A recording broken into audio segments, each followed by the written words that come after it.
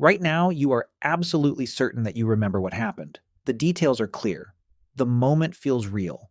But here is the uncomfortable truth. What you just recalled almost certainly never happened exactly that way. Your memory is not a recording. It never was. Every time you remember something, you are not pressing play on a stored file. You are rebuilding it from scratch. And every single time you do, you change it. This is not a bug in a few broken minds. This is how every human brain on the planet works, including yours. In 1974, psychologist Elizabeth Loftus ran an experiment that should have changed everything you believe about your own past. She showed participants footage of a car accident, then asked them questions about it. One group was asked how fast the cars were going when they smashed into each other. Another group was asked the same question, but with the word hit instead of smashed. That one word changed everything. The smashed group remembered the cars going significantly faster. A week later, they were more likely to remember seeing broken glass. There was no broken glass. Loftus had rewritten their memories with a single adjective. Your brain did not evolve to be a camera. It evolved to be useful. And being useful means being flexible, being fast, being able to fill in gaps, connect dots, and predict what probably happened even when you did not actually see it. Accuracy was never the goal. Survival was. Think about the last argument you had with someone close to you. You remember exactly what they said, do you not? The exact words, the exact tone. Except they remember it completely differently. One of you is lying? No. Both of you are telling the truth as your brain constructed it. Neuroscientist Karim Nader discovered something in 2000 that shook the foundations of memory science. When a memory is recalled, it becomes physically unstable. It has to be rebuilt and stored again. This process is called reconsolidation. And during that window, the memory is vulnerable. New information floods in. Emotions reshape it. Context rewrites it. Every time you remember something, you are editing it. You are the unreliable narrator of your own life.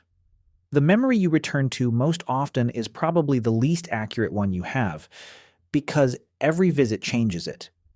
Your brain smooths out the confusing parts, fills in the missing details with what makes the most sense, edits the ending to match how you feel about it now. The story gets cleaner, more satisfying, more coherent, and further from what actually happened. Psychologist Daniel Schachter calls this the sin of suggestibility. Your memory is exquisitely sensitive to outside influence. A leading question, a photograph seen afterward, a story someone else told you about your own childhood. All of it gets absorbed. All of it gets woven in, until you cannot separate what you experienced from what you were told, what you imagined, or what you simply needed to believe. This is why eyewitness testimony is one of the least reliable forms of evidence in a courtroom. The person on the stand is not lying. They genuinely remember it that way. But what they remember was rebuilt hundreds of times between the event and the trial, and each rebuild introduced new errors. You have memories right now that feel vivid, certain, and completely real that never happened. Not nightmares, not delusions, just ordinary memories of ordinary moments that your brain assembled from fragments, guesses, and borrowed pieces of other experiences. Studies on childhood memory show that people can be made to confidently remember events from their early childhood, events that family records prove never occurred, simply by being told about them repeatedly, or shown a photograph, or asked to imagine them vividly enough. Your imagination and your memory use the same neural machinery. That is not a coincidence. That is the design. Because what your brain actually does, what it has always done, is simulate. It builds models of the world, it runs predictions. And memory is just one of those simulations, aimed backward at the past instead of forward at the future. When you remember, you are not accessing a fact. You are running a model. And models are always shaped by the assumptions of whoever built them. You built yours out of fear, hope, love, need, and everything you had already decided was true before the moment even happened.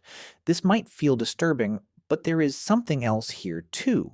If your memory is a construction, then so is your identity. The story you tell about who you are, where you came from, what shaped you, is not a document. It is a living draft, constantly being revised. Every time you tell your story, you are editing it. Every time you remember who you used to be, you are also deciding who you are right now. Elizabeth Loftus spent decades trying to show the world what memory actually is. Not because she wanted to destroy your sense of self, but because knowing the truth about your own mind is the only way to use it well. Your memory is a lie. But it is also the most human thing about you, because it means you are not trapped in what happened. You are always quietly rewriting it. And tonight, when you think back on this moment, your brain will have already begun to change it.